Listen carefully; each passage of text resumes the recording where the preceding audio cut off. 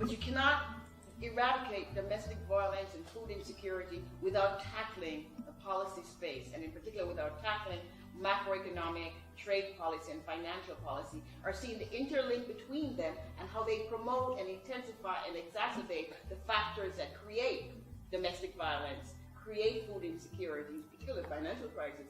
Dramatic example of how finance-driven and a search for safer assets or more performing assets can lead to rising food prices.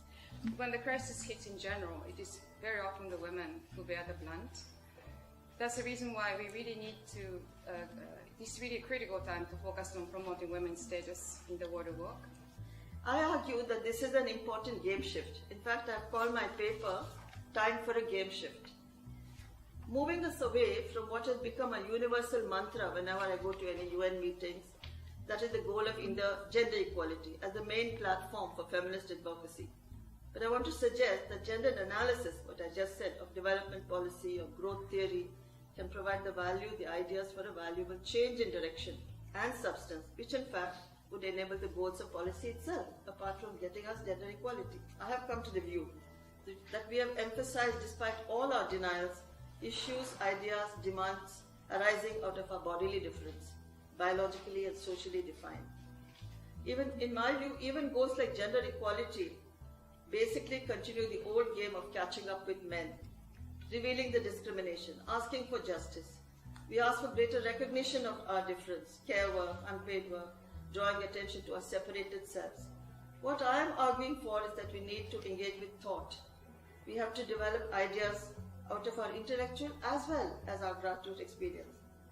Amartya Sen has a brilliant quote on this. He says, "Not to see us as patients, but to see us as agents of change." Another key element of women's management and leadership is the intellectual point of departure / stimulation in terms of the emphasis on the household as a site of production and reproduction, advanced thinking and analysis about gender roles, gaps, biases, and their significance in economic performance, and embedding a social content to macroeconomic and financial policies. You see, these ideas like Keynes or Raoul Prebisch, when they come with an idea, the whole world catches it. We all talk of Keynes in economics, we talk of Prebisch in trade, we even talk of Marx in our ideological discourses. But we don't talk of a theory developed by women. We have theories in other departments, but not in economics.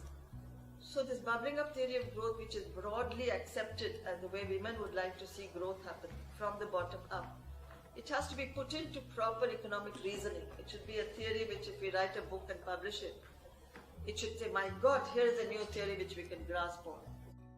That we feminists have ghettoed ourselves. Our knowledge of lived experience as well as research has not crossed the barriers. We are locked or have locked ourselves into the women's tent. I think that one of the challenges in strengthening the present voice of feminist and public policy debate is the invisibility that Devaki spoke to, but also the fragmentation of the approaches. There's not a strong sense that feminists have answers practical answers that are applicable to many issues, and yet they are.